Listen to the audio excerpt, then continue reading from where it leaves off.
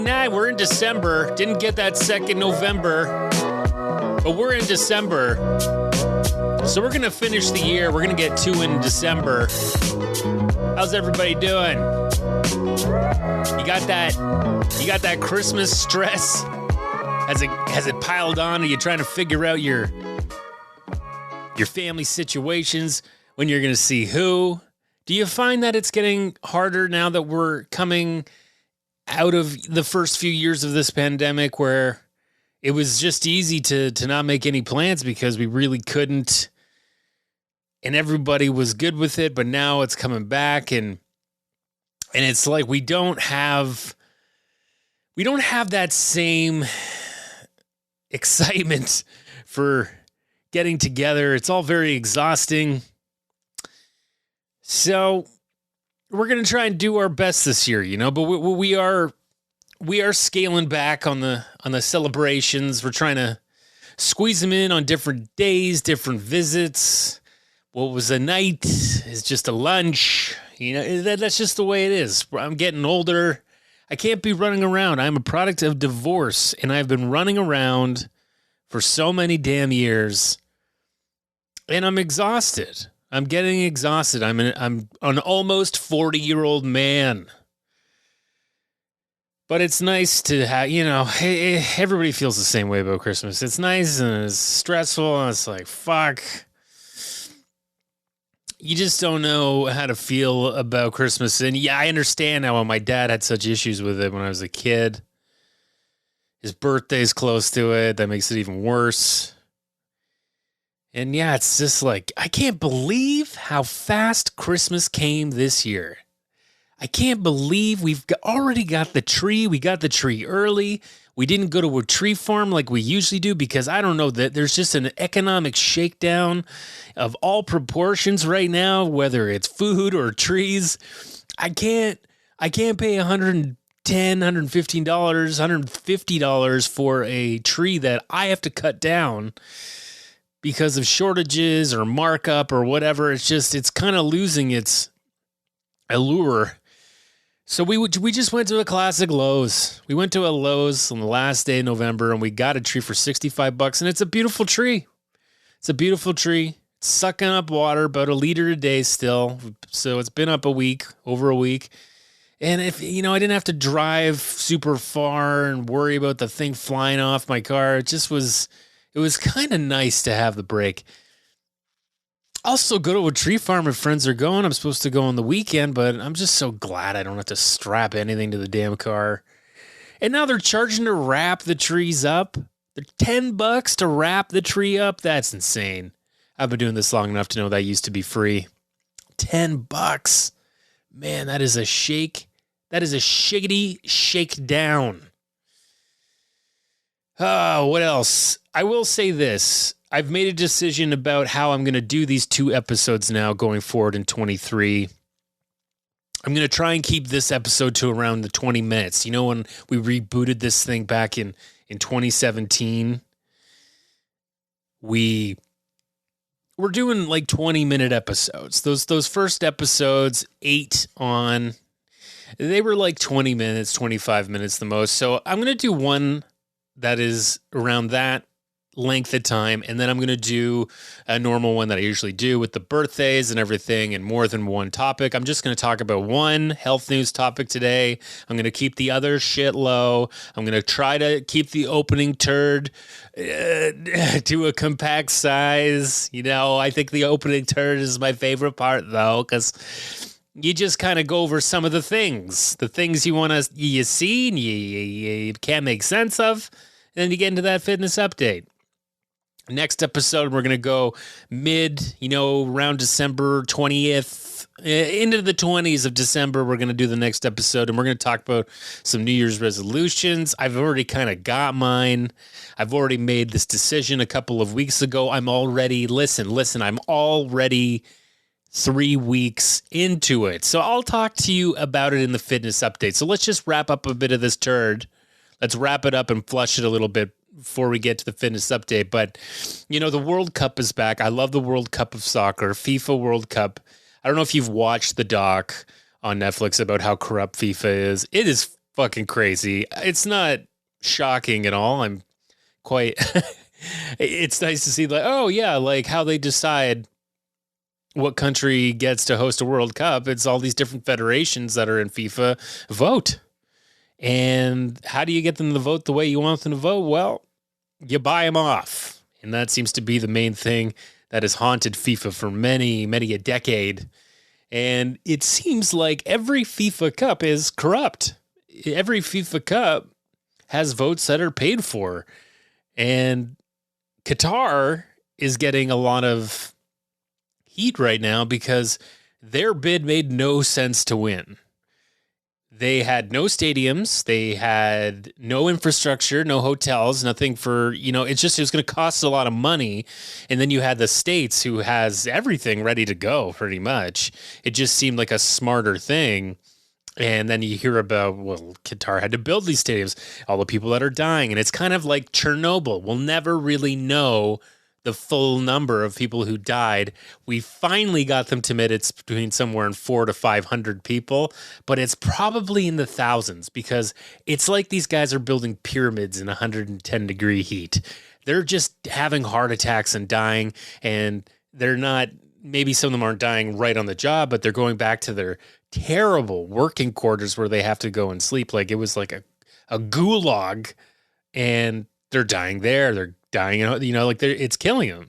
People died for this enjoyment, and it's such a bummer. It is a bummer, and I understand people that don't want to watch it. I understand people who don't give a fuck. I'm somewhere in the middle because I think we are. You've heard this podcast. We're pretty hopeless. We're pretty fucking hopeless. But I have been watching it anyway, and that is what it is. That is just what it is. My team is Brazil. I cheer for Brazil. I've been a Brazil fan for about 30 years since I first saw Brazil play in the 1994 World Cup, where they won in penalty kicks against Italy when Roberto Baggio missed, when he freaking missed on the penalty kick. Insane. Been a fan ever since then. And then, I dated a Brazilian in high school. Not because I was a Brazil fan, just it worked out great. And the last time they won, I was with a bunch of Brazilians, and it was pretty exciting. It was pretty damn exciting. So, I cheered for Canada, but I knew they were going to be 0-3. I knew they were going to be 0-3. There was no way they were going to get a win. They got 2 goals. I think that's something to be excited about. They got 2 goals. They had 2 embarrassing losses. One that they should have had. They should have won against Belgium, and Belgium was the best team. Belgium is the number 2 team in the world. They should have beat Belgium. And Belgium is out. There's so many crazy, crazy upsets. Like Morocco just went to the quarterfinals beating Spain in penalty kicks. Oh my God, they couldn't score. They could not score in the penalty kicks. They got 0 goals in the penalty kicks in Morocco. Morocco got 3 goals. Man, it's just so crazy. It's crazy. And I know with all the shit going on, but there's something so pleasing about watching soccer. Football. It's just something so pleasing about it to me. But I can't be one of those guys that like watches club leagues or TFC or, the Celtics, whatever. I can't. It's too much still. It's too much. The one thing I do like about soccer is there's no ads. There's no commercials during that half. 45 minutes, extra time, no breaks.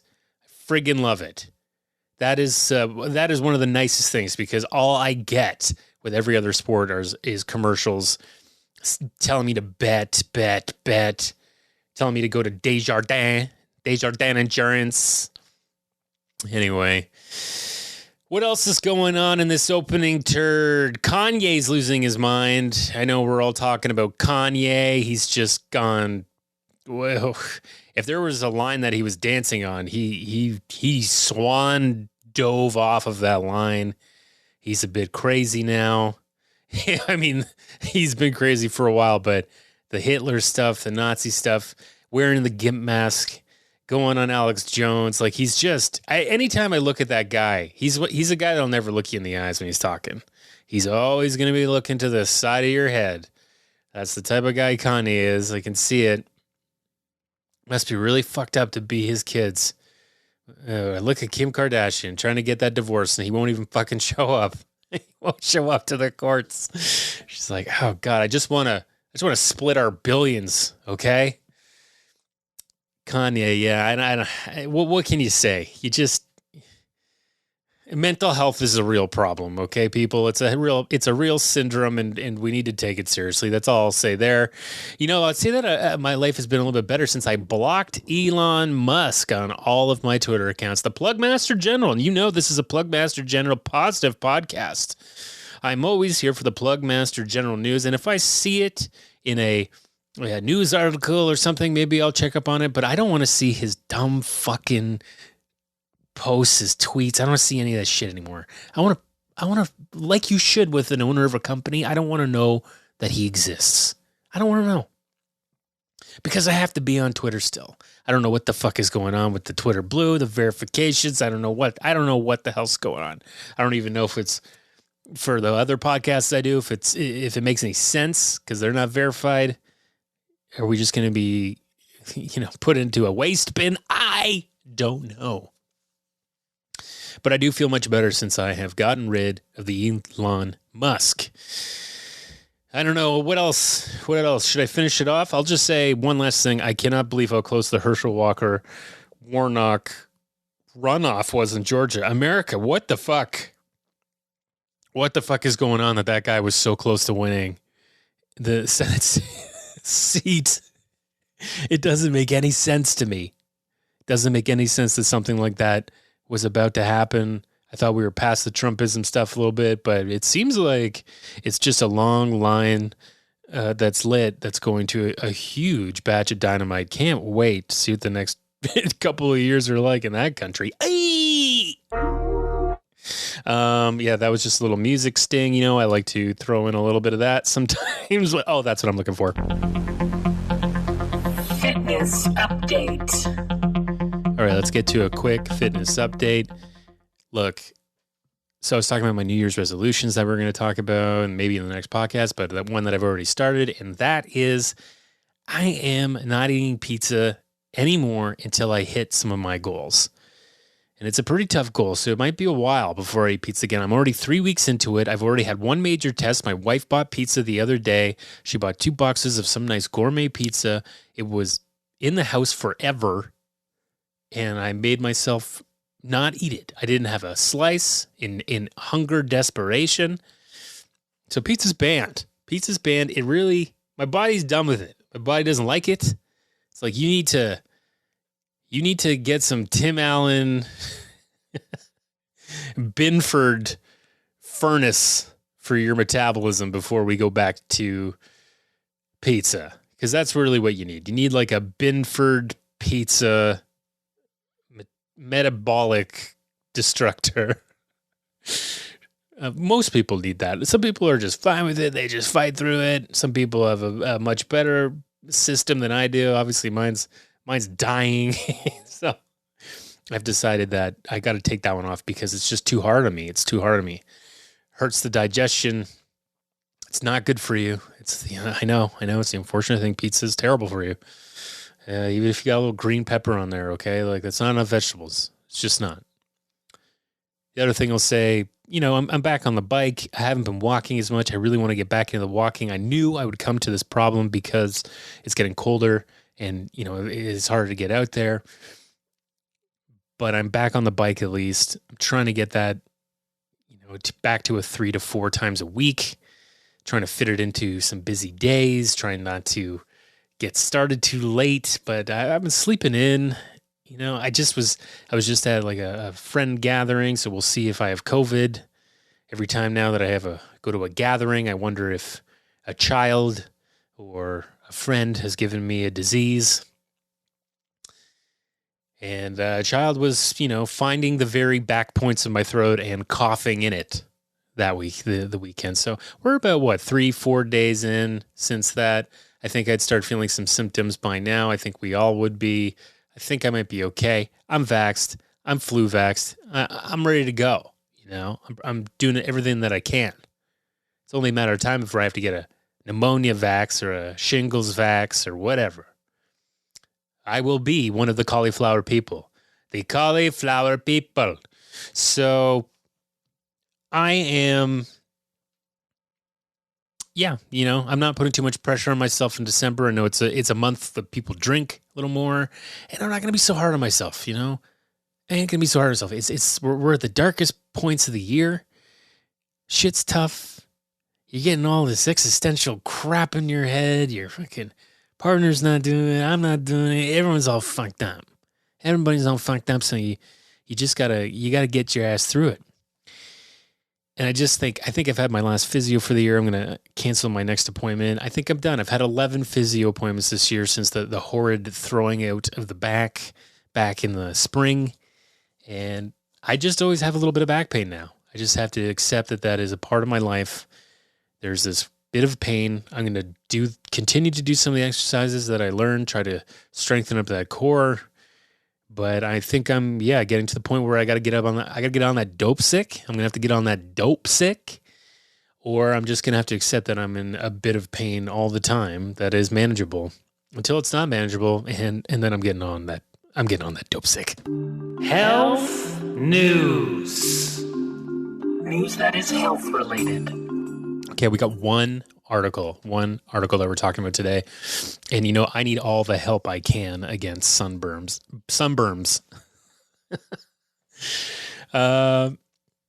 There's an article that came out saying that eating grapes can help protect against sunburns and skin cancer. There was a very small peer-reviewed study published Wednesday in the scientific journal Antioxidants that found that consuming grapes protected against ultraviolet skin damage in a group of 29 human volunteers. So they gave this group whole grape powder. It's equivalent to about 2.25 cups of grapes each day for 2 weeks. So they tested the skin's response to UV radiation before they started eating the grape powder. And then by the end, they found that the subjects in the study were showing increased resistance to sunburn. And also there's some analysis of gut microbiome, blood, urine samples, and it showed that some of the same subjects who demonstrated the resistance also had unique microbiome and metabolic characteristics that the researchers said suggest a link between people's genes. So, I am Scottish, I am Irish, and unfortunately, I think those genes are not great for tanning. When I was a kid, I did not burn, but once I got into my 20s, especially, I noticed that I burned so easy. I wear I will wear sunscreen when I'm out in the sun. I don't even mess around now when I go to beaches. I wear one of those UV shirts, those tight UV shirts to swim in. I wear those all the time now. It's not because I'm ashamed of my body. It's because I don't want to have to put shit on my back and make somebody put shit on my back and all that shit. It's just easier. I don't care. I don't care at all. So I'm one of those guys that wears these tight long sleeve shirts in the water. So it's one less thing that I have to put lotion on. So maybe I need to start eating grapes more, Maybe we should all tune that up a little bit over the winter. Just start eating 2.25 cups of grapes a day. Getting your sugar content. But then protect and getting ready for the sun in the summer. Maybe I should try that. I love to buy grapes. I love to watch them rot. That's usually my favorite thing about grapes, is buying them and not eating them. So I'm going to have to change that. Maybe that's going to be in the, maybe I'm finding something to add to the old resolution. Eat a shit ton of grapes every day. And I'm sure with the cost of all this shit now, it's going to cost me, an arm and a leg, as your folks would say. So I'll post the article as I always do with the health news. You can read it. You can dive in a little deeper if you want. You can find your own research, whatever. As I always say in this podcast, I ain't a doctor. I'm a guy. I'm a former trainer with a college diploma in comedy. I'm nothing you should take seriously. I'm just throwing some stuff out there. You can read it. You cannot. You can enjoy it. You cannot. I don't know. Fuck off.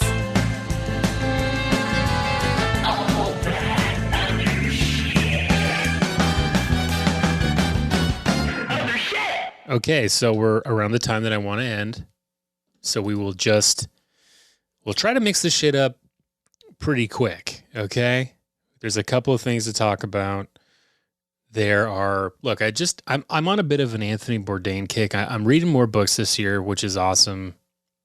I think I'm like up to 6 or so, which really is impressive for me over the last few years. It's been horrid for reading books. I don't know why. I'm on to some new one that my dad gave me. My dad reads like the smallest book size he could read is Stephen King's It. I don't know why he keeps reading these giant books. He's reading like 800-page books, 900. What? I don't understand. Like you do one of those every once in a while, but I feel like that's his main thing is just reading these gigantic books. I'm like, how many are you doing in a day? How many pages? It's just sitting on my bedside table, just haunting me. Like, oh God, I got to read this It novel. Gigantic.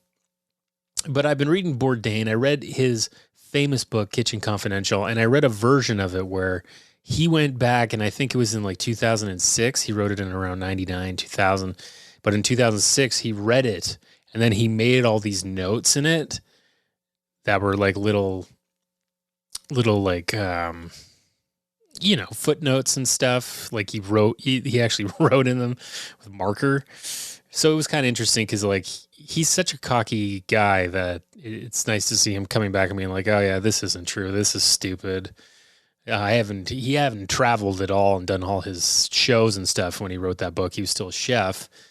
And I don't know what it is about him. There's some kind of attraction to this guy, but like there's such a sadness to him. And then reading it after he's killed himself and everything, it makes it even more sad to know that he's just this like tragic figure. And there's another book that I have, which is an oral biography that I'm going to get to maybe next. I don't know. They're a much easier read, right? Because they're just in excerpts. But there's another one that came out, and it's a little too dark. It's like I don't want to read his last texts. I don't need to read his like the text he sent to his cheating girlfriend before he hung himself. Like, do we need to fucking hear that shit? Just try to remember whatever was good about the guy. I don't know. What do we need to do with that? So anyway. Bourdain kick. I've gone through my kicks. Talked about it on the podcast. I've gone through an OJ kick.